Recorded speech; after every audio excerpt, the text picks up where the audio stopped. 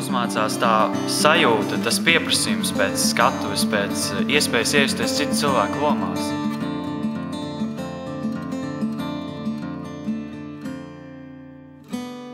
Man patīk. Man vienkārši patīk nākt un spēlēt. Tad kāpēc sēdēt mājās vakaros, nu taču ir jānāk kaut kas ir jādara.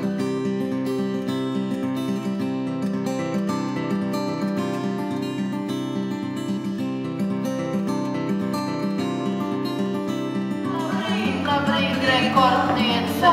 Ar mūriņu apskrējām 10 reizes Liepu parkam apkārt.